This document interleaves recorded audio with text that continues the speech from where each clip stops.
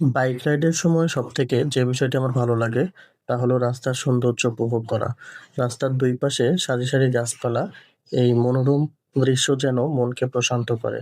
তবে bike riding এর ক্ষেত্রে কিছু বিষয় লক্ষ্য রাখা চলুন কি সতর্কতা অবলম্বন করে আমরা গাড়ি চালালে বড় ধরনের দুর্ঘটনা থেকে রক্ষা পেতে পারি। ১ নম্বরে হচ্ছে যেমন অতিরিক্ত স্পিডে গাড়ি না চালানো। ২ লুকিং গ্লাসে পেছনের গাড়ির অবস্থান বোঝা। ৩ রাস্তার লেন বুঝে গাড়ি চালানো।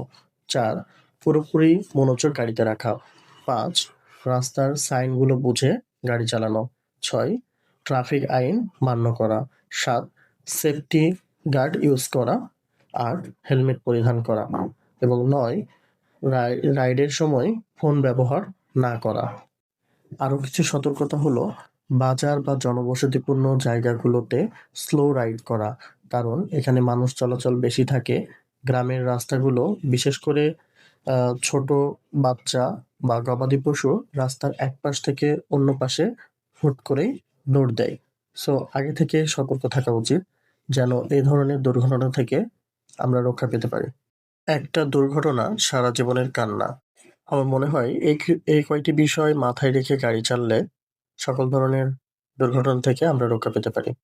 এবং গাড়ি চালানোর সময় সবসময় একটা জিনিস মাথায় রাখতে হবে যে, গাড়িতে যখন চড়েছি তখন আ বাসা, আ বিভিন্ন ধরনের কাজের চিন্তাভাবনা সকল কিছুকে বাদ দিয়ে শুধু পুরো মনোযোগটা গাড়ির দিকে রাখাই উচিত। এবং এই যে গ্রামের আশপাশের যে রাস্তাগুলো, চিকন রাস্তাগুলো, এগুলোতে হয় কি যেটা যে মানুষজন চলাচল বেশি থাকে। তাই হুট করে রাস্তার এক পাশ থেকে অন্য পাশে মানুষ আ চলে যায়।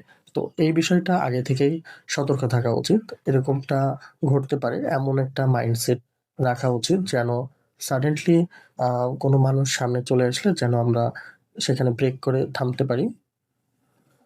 এবং সেই সাথে এই যে এখানে যে কর্নারিংটা করতেছি, এই কর্নারিং করার সময় অবশ্যই ইন্ডিকেটর দিতে হবে এবং পর্যাপ্ত পরিমাণে হর্ন দিতে হবে।